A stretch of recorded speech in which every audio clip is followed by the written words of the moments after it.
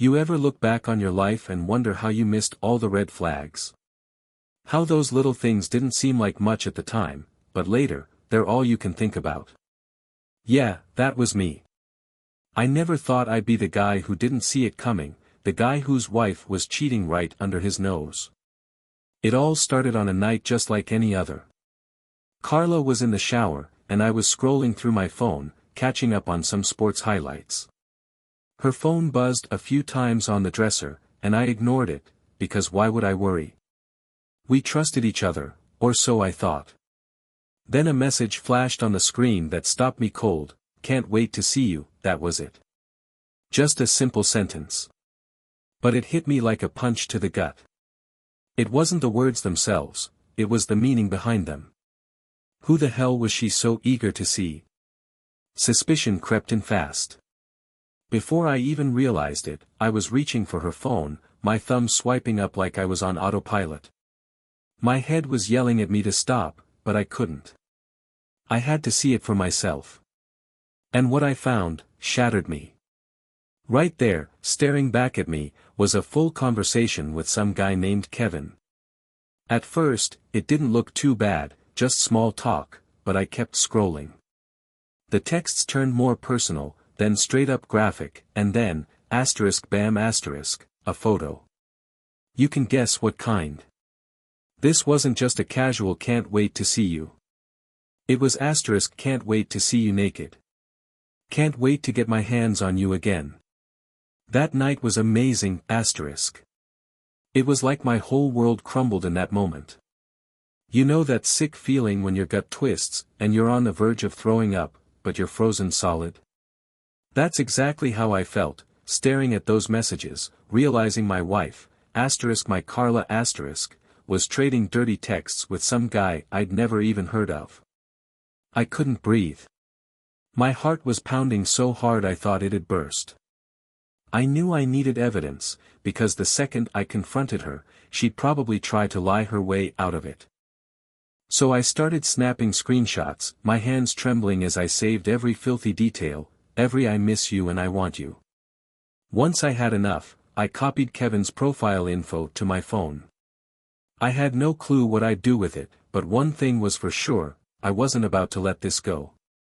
With my blood boiling, I stormed straight to the bathroom. The steam was thick, and Carla was singing along to some song while rinsing her hair, completely clueless. How could she be so carefree when she just destroyed our marriage? I didn't say a word. Just threw her phone in her direction. It hit the floor hard, and she flinched, eyes wide with shock. "What the hell, Mark?" she yelled, scrambling to pull the shower curtain around her like that was the real problem. But I wasn't letting her play innocent, no way, not this time. "Who the hell is Kevin?" I roared, my voice bouncing off the tile. I could see the fear wash over her face instantly. You know that look people get when they're cornered, caught red-handed? That deer-in-the-headlights expression. Yeah, that's the one. She stammered, trying to act confused, but she knew she was busted. "What are you talking about, Rick?" she stuttered, her eyes darting around like she was looking for an escape. "Don't you dare lie to me," I growled, thrusting my phone in her direction with all the screenshots pulled up for her to see. I saw everything, the texts, the pictures, the whole damn thing. Her face drained of color as the realization hit her that I knew it all. She started shaking her head, like she could somehow undo it all just by denying it. But then she crumbled, collapsing into sobs right there in the shower, the water still streaming down like some over-the-top scene from a soap opera. "I'm sorry," she choked out through her tears. "I didn't mean for it to happen.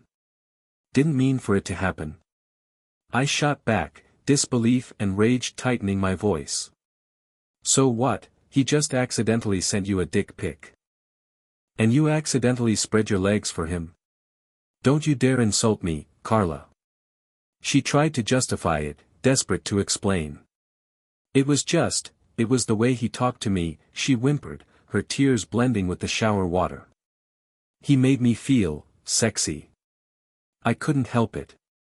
When he sent that picture, I felt wanted, Rick, wanted. I could barely hold back the fury coursing through me. You're my wife. I wanted you. I've always wanted you. And you threw it all away for some dirtbag who can't even keep it in his pants. I couldn't stomach her pathetic excuses anymore. It all just sounded like garbage, like she was desperately trying to push the blame anywhere but on herself. I couldn't stand to look at her. There she was, crying and naked, looking pitiful. So I turned and walked out. I slammed that bathroom door so hard the whole damn frame rattled, and I just left. Left her there.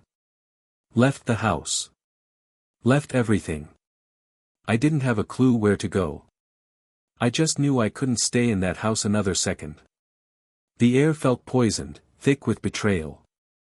I needed space to clear my head, but that wasn't going to happen anywhere near her. So, I ended up at Danny's Tavern, my go-to bar when life goes to hell. You know the type of place, the kind where the bartender knows your name, the music's low, and nobody bothers you if you want to sit there and just drown your thoughts. That's exactly what I needed. I stumbled in, and it was the same as always at Danny's. Some local band was jamming away in the corner, the stale beer smell hung heavy in the air, and the regulars were huddled around the pool table, swearing over missed shots. But I didn't care about any of that. I just wanted to make it all disappear. I ordered the strongest pint they had, some hoppy IPA that I normally wouldn't touch, and started gulping it down like it was water. With every drink, I tried to wrap my head around what the hell had just happened. How did it get to this point? Was I really that blind? I mean, Carla and I had our rough patches like every couple does, but I never thought she'd go and do something like this. The worst part was, even with all the rage boiling inside me, a small part of me didn't want to believe it. I kept hoping there was some twisted misunderstanding, a cruel joke I'd wake up from. But then, those damn screenshots would pop up in my mind again, and the fury would surge back, fresh and raw. I couldn't sit there, simmering alone, so I pulled out my phone and texted Matt. "You up for a drink?" I knew he'd come through. Matt's the kind of friend who'd drop everything and show up at 2 a.m. if you called him. And believe me, I was right on the edge. 15 minutes later, he walked through the door, his leather jacket draped over his shoulder like he had no care in the world. One look at my face, though, and I saw his whole demeanor change. He knew this wasn't just some regular gripe. "Man, you look like hell," he muttered as he slid into the booth across from me. "Yeah, well, you wouldn't believe the day I've had," I mumbled, and before I knew it, everything just started pouring out of me, every damn bit of it. I showed him Kevin's profile, flipped through all the filthy messages, and vented every shred of anger, betrayal, and confusion that had been eating me alive. It was like ripping off a bandage, exposing the wound, hoping someone else could see just how deep it went. Matt sat there, his expression as solid as ever, his eyes glued to my phone screen like he was piecing together some puzzle.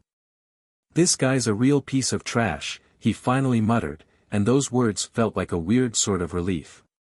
It was like he knew exactly what I needed to hear, validating every bit of rage that was boiling inside me. "You're not actually thinking of staying with her, right? I mean, after this? 'Cause if you are, you're crazier than I thought." "Honestly, man, I have no idea," I admitted, and it was the truth. My head was spinning in 100 different directions. Part of me wanted to just walk away and never look back, but another part, the part that remembered our wedding, our life together, all those plans we'd made, wanted to fix it, to understand why she did it and somehow make things right. It's stupid, I know, but when you've spent years with someone, you don't just walk away that easily. Matt shook his head slowly, his jaw tightening. "Look, I don't know what you're thinking, but that woman cheated on you, plain and simple. That's not something you can just forgive, man. You can't put the toothpaste back in the tube, you get me? And don't even think about sticking around for some closure or other crap like that. It'll just make you weaker." I downed my beer in one go, the bitterness searing my throat. Yeah, I get it," I mumbled, and deep down, I knew he was right. But knowing and doing are two different things. The idea of walking away from everything Carla and I had built felt like peeling my own skin off. Matt leaned back, tapping his fingers lightly against his glass, and then he looked at me with that look that always meant trouble. "Let me take care of this guy," he offered, his voice dropping low, almost dangerous. "You know I've got my ways. I'll find out everything there is to know about this scumbag. You want to hurt him? Leave it to me." Now, Matt's got a reputation. He's always been the guy people go to when they need dirt on someone. His investigative skills, as he likes to call them, are damn near legendary. And if I'm being honest, I wanted to know who Kevin really was, where he worked, where he lived, who else he might have screwed over. But more than anything, I wanted to make damn sure this bastard regretted the day he ever laid eyes on my wife. "Yeah, do it," I agreed, my voice steady, though my insides were shaking. It felt like I was signing off on something way bigger than I realized, something dangerous. But I didn't care. I needed to put this anger somewhere, and if tracking down this piece of shit was it, then so be it. We made a plan to meet again in a few days, once Matt had done his digging. I left the bar not feeling better, but feeling like I had a purpose now, like there was a clear way forward. When I got back to the house, the lights were still on. Carla was waiting for me, her face puffy and red from crying. The second I walked through the door, she rushed over, practically throwing herself at my feet. "Rick, please, please just hear me out," she begged, grabbing at my pants like she could somehow stop everything from falling apart. "It was a mistake, a stupid, stupid mistake. I swear to God it didn't mean anything. Please, let's talk, let's work through this." I just stared down at her. I used to love those eyes, blue and soft, always twinkling when she laughed. Now, all I could see was a trail of betrayal. She kept going, begging for forgiveness, swearing up and down it was a one-time thing and promising on everything she valued that it would never happen again. But I didn't want to hear any of it. Not that night. Maybe not ever. Without saying a word, I pushed right past her, grabbed a blanket and a pillow from the closet, and made the couch my bed for the night. For the first time in years, we didn't sleep under the same roof, at least not together. I could hear her sobbing from the bedroom, crying like she was somehow the victim in all this. It was pathetic, and for once, I didn't give a damn. Let her cry, let her drown in the mess she created. As for me, I just lay there on that lumpy couch, staring up at the ceiling until dawn, replaying every single moment of our marriage in my head, every laugh, every fight, every night we held each other close. I kept asking myself if it had all been a lie from the start. The morning after that hell of a night was awkward, to say the least. I barely caught a wink of sleep, and my head was pounding like I'd gone a few rounds in a bar fight, though the battle had been purely inside my own head. I had no idea how to face the day, let alone Carla.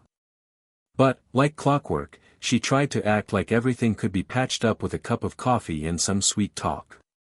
I was pretending to be asleep when she tiptoed over, balancing a steaming mug in one hand, a pleading look plastered on her face. "Hey," she whispered softly, trying to sound sweet and loving, like nothing had happened the night before. "I made you coffee, just the way you like it." She crouched beside the couch, her eyes swollen and red from crying all night, though mine were probably no better. I sat up, took the coffee, and just stared at her. There was something so warped about it all, like she honestly thought a damn cup of coffee was some kind of peace offering, like it could magically erase everything. "Thanks," I muttered, the word thick with all the anger and betrayal churning inside of me. "Rick, please," she begged, her voice cracking as she spoke. "I know you're hurting, but I meant what I said, I want to make things right. I'll do anything to fix this." She was practically on her knees, reaching out to grab my hand. "Please, give me a chance.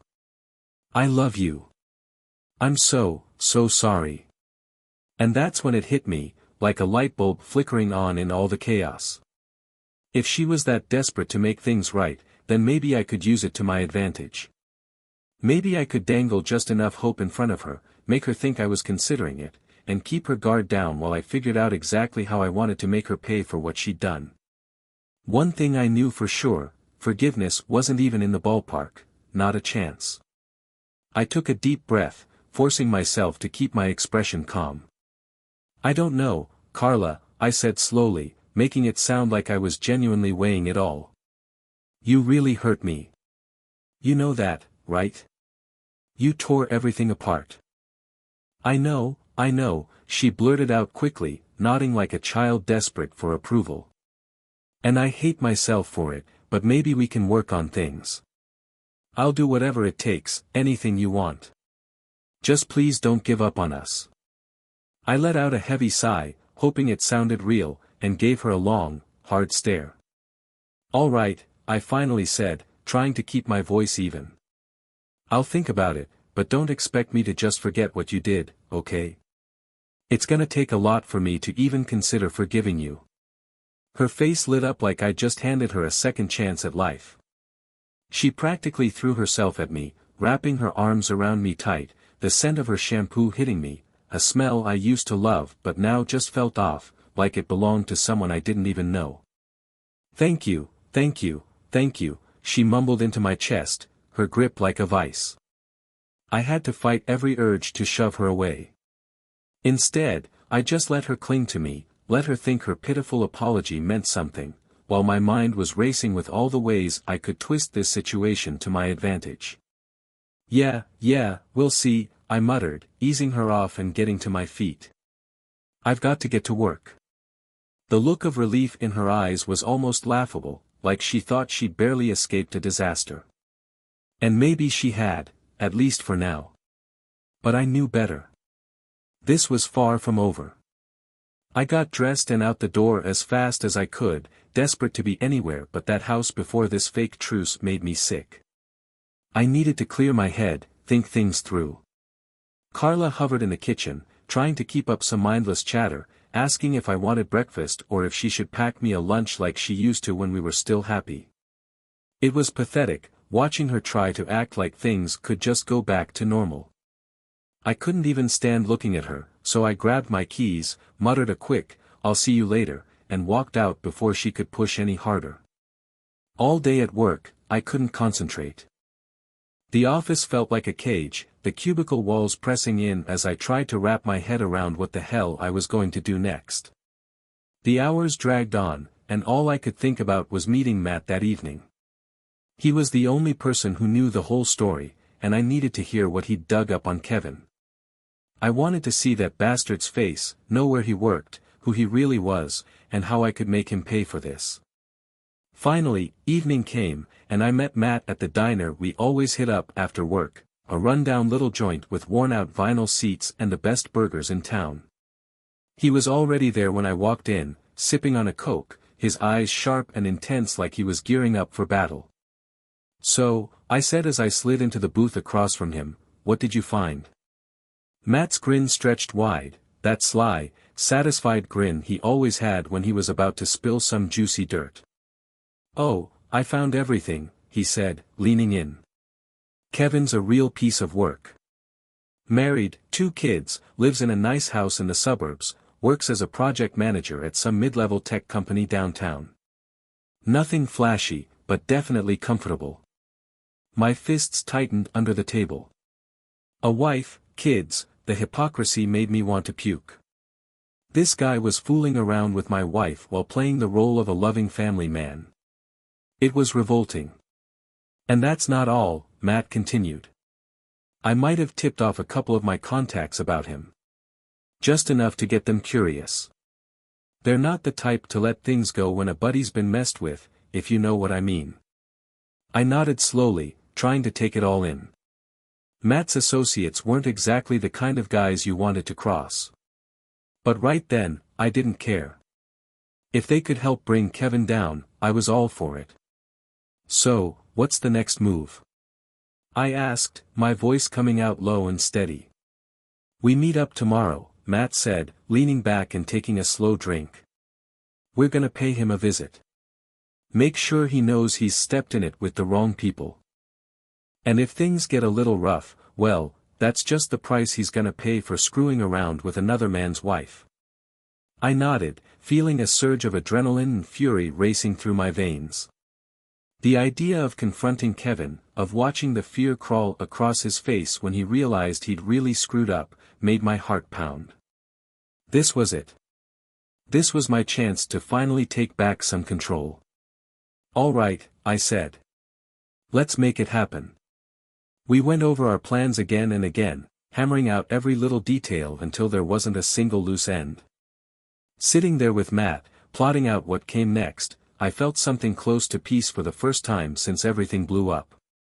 It was like I was finally doing something, no more sitting around, no more just letting things happen to me. I was taking action. And one thing was crystal clear: tomorrow was going to be a day Kevin wouldn't forget for the rest of his life. When I got home, Carla was there waiting for me like a loyal dog, her eyes wide and anxious. "How was work?" she asked cautiously, her voice soft like she was testing the waters. I just shrugged, giving her a short, "fine," and headed straight for the couch, making it obvious the bed was still off limits. She didn't argue or cry this time. No pleading, no theatrics. She just slinked off to the bedroom, leaving me alone with my thoughts and a sense that everything was on the brink of a big change, and not in the way she was hoping for. The next morning was thick with tension from the second I opened my eyes. It wasn't just the nerves about what was coming but also noticing every tiny movement around me, the way Carla moved around the kitchen silently, like she didn't want to make a sound, the way she kept sneaking glances at me, like she was trying to read my thoughts. She had no idea what was really going through my head, and that's exactly how I wanted it to stay. I played my part, keeping my voice steady, my face blank. Every word that came out felt deliberate, like one misstep would shatter the illusion I was building. "I'm heading out early today," I told her as I grabbed my keys. "Got a few things to take care of." "Rick," she said softly, her voice trembling just enough to remind me of why we were even in this mess. Are you thinking about things? About us?" I paused, taking a deep breath, making a show of considering my answer. "Yeah," I replied, keeping my tone as flat as I could. "I'm thinking about it."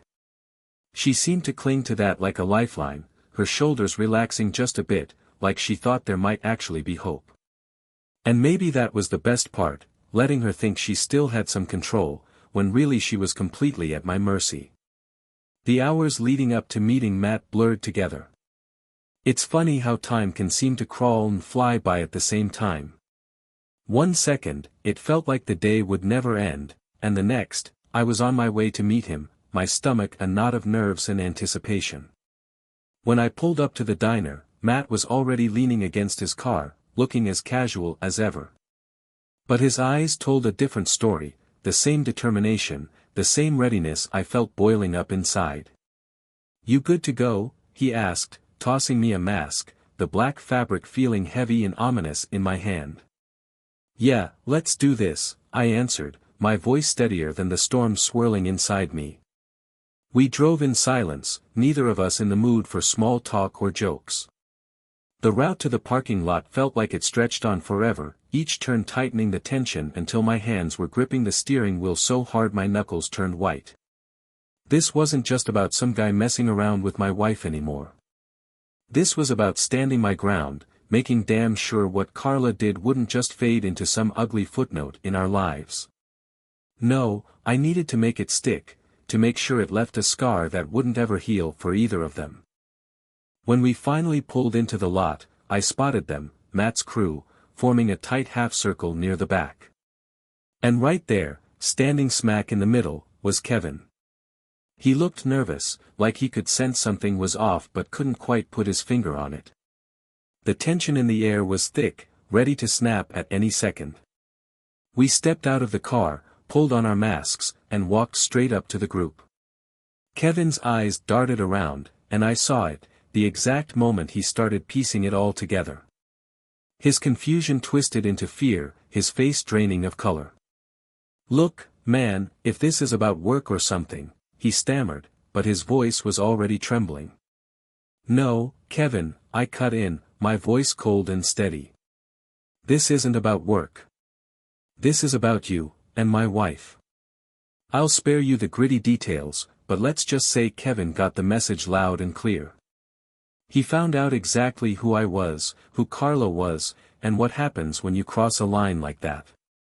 There were some words thrown around, some shaky promises made, and by the time we were through, Kevin was left with a deep understanding that he'd never mess around with her, or any other man's wife, ever again. When it was finally over, I took a step back, trying to catch my breath. The adrenaline, the rage, the sheer raw power of it all, it washed over me like a tidal wave. Matt gave me a short nod, an unspoken sign that we'd done what we came to do. Let's go, Matt muttered, and we turned and headed back to the car, leaving Kevin standing there, alone, to reflect on his life choices. The ride home felt different. There was no coming back from what happened today, and I didn't want to.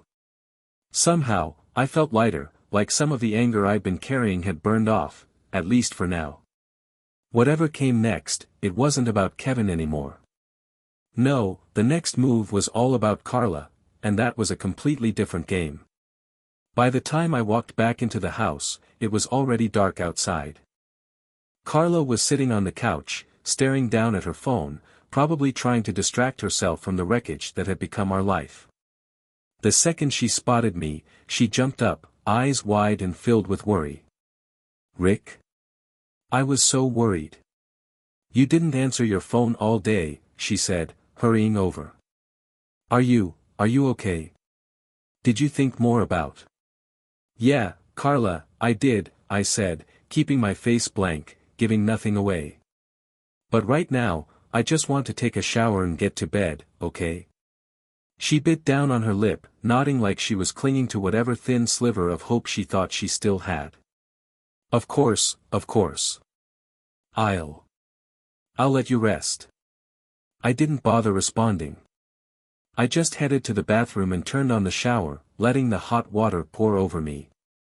It was like I needed to scrub away everything that happened, every thought, every damn second of that day, just to get my head clear for what was coming next.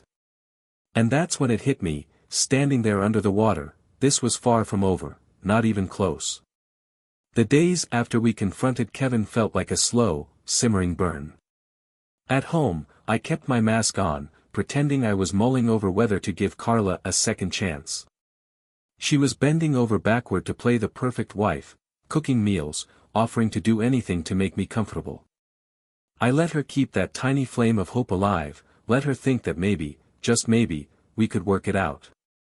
But she had no idea that I'd already shifted my focus to my real plan. It wasn't hard to see how desperate she was getting.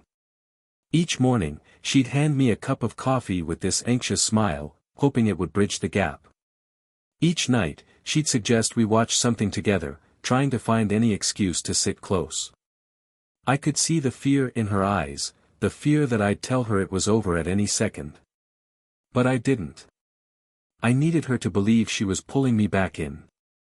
Finally, after days of letting her squirm, I decided it was time to drop the seed that would set everything into motion. Maybe we could start over, I suggested one night, keeping my voice casual like I was just tossing the idea around. I don't know, Carla. I'm not making any promises, but, maybe. Her response was immediate. She grabbed my hand, clutching it so tightly it almost hurt. Yes, Rick, please. I'll do anything, I swear. Just tell me what you want, whatever it is. Okay, I said slowly, pretending to consider it. How about we just try to have a nice night together, like we used to? Dinner, some wine, just being together. She leaped at the chance, practically buzzing with excitement as she started planning. That night, she pulled out all the stops, cooked a huge meal, set the table with candles, and opened a good bottle of wine, just like I'd asked. It was almost sad to watch how hard she was trying. I played along, smiling when she refilled my glass, making easy conversation, acting like I was reliving the good times. The wine kept flowing, and the conversation felt almost natural, like it used to be.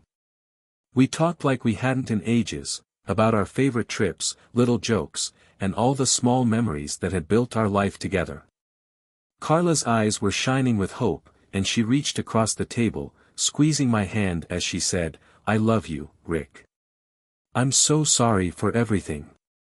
I know I messed up, but I swear we can be happy again." I took a deep breath, pretending to be moved. "Yeah, maybe we can," I murmured softly, knowing that was exactly what she needed to hear. From that moment on, I let the evening play out just the way she wanted it. When she leaned in for a kiss, I met her halfway, kissing her back like I meant it. We ended up upstairs, one thing leading to another. The sex was intense, driven by all the pent-up anger, the tension, and whatever twisted blend of emotions we were pretending to feel. But forgiveness? That wasn't even on my radar. My mind was on my plan, and as things escalated, I knew exactly when to put it into action. "Hey, Carla," I murmured, keeping my voice light and playful as I held her close. "I want to ask you for something." What is it?" she whispered, her voice soft and breathless, and I knew right then she was ready to do anything I wanted. "I want you to dance for me," I said, trailing my fingers gently down her arm. "You know, a sexy dance. And I want to record it, just for us." She hesitated, her gaze searching mine. "Dance? I don't know, Rick. It feels. I mean, recording it." "Come on," I coaxed, giving her a reassuring smile. "You said you'd do anything, right? I just want something to remember tonight by, a fresh start, something just for us." For a moment, I thought she might push back, but then she sighed and nodded slowly. "Okay," she whispered. "If it'll make you happy." I grabbed my phone and hit record, watching her stand up and start swaying, trying to move her body to some beat that only existed in her head. She was doing her best to make it look seductive, putting on a show like she truly believed this little act would make me forgive her. I kept my eyes on her, nodding and smiling, letting her think she was nailing it, playing right into my hands. And when the dance was over, I had exactly what I wanted, a video that she'd never be able to deny. The next morning, I was up early. I didn't wake her, didn't say a word. I just got dressed, grabbed my phone, and left the house. Instead of going to the office, I drove straight to a lawyer's. The meeting was quick, a few signatures, some legal advice, and I walked out of there holding the divorce papers in my hands. I was ready to deliver the final blow. By the time I got back, Carla was already deep into her good wife routine, bustling around the kitchen, making breakfast like nothing had happened. She probably thought our night together had patched up all the cracks in our marriage. The smell of bacon filled the air, and she turned to me with this eager smile. "Hey, babe," she said, all cheerful. "I thought maybe we could have breakfast together. I made your favorite." I walked over to the table and dropped the stack of papers right in front of her. "Read these," I said, my voice flat and cold. She glanced down at them, then back up at me, her smile fading. What is this?" she asked, picking up the stack and flipping through the pages. Her face went white as she realized what she was holding. "Rick, these are divorce papers." "Yeah," I said, crossing my arms. "I'm done pretending, Carla. Sign them." Her face crumpled, and she dropped the papers like they'd burned her. "Rick, no, please," she pleaded, her voice rising, trembling with panic. "You can't do this. We were doing better last night." "Last night was nothing," I cut her off, my voice as icy as I felt inside. "You think one night erases everything? You think I can just forget that you cheated? That you lied to my face? You deserve this, Carla, every damn bit of it." She broke down, shouting, sobbing, calling me heartless, cruel, accusing me of throwing our life away. But I'd heard enough. I turned my back on her and walked out, leaving her with nothing but those papers and the ruins of the marriage she'd wrecked. I was the one behind it all, the one who made sure she'd pay for what she did. Yeah, I humiliated her, but without the phone, without any proof, all her claims fell apart. She had nothing left but the cold reality of her own actions and the mess she'd created. The social fallout was brutal. Our mutual friends cut her off, and the gossip spread like a wildfire. Her life in our small town turned into a living hell. In the end, she had to sell the house and anything else she could just to scrape together enough to start fresh somewhere else.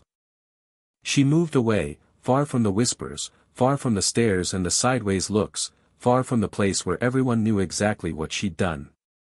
And that, right there, was her real punishment, knowing that no matter where she went, she'd always be running from the consequences of her own choices. The divorce was finalized not long after she caved and signed the papers. With that, the last thread connecting us was severed for good. And when I watched her walk away for the last time, I didn't feel anger or regret.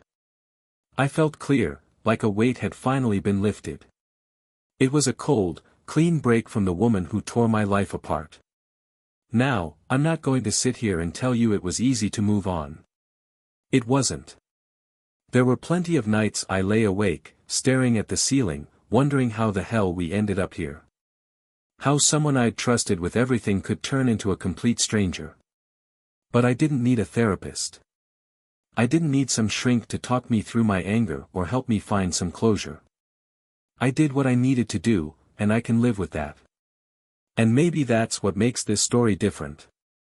It's not about forgiveness or healing or moving on. It's about facing what was done to me and dealing with it my way. The world isn't black and white, and sometimes, revenge is the only thing that feels right. I know people will judge me for what I did. Some will say I went too far.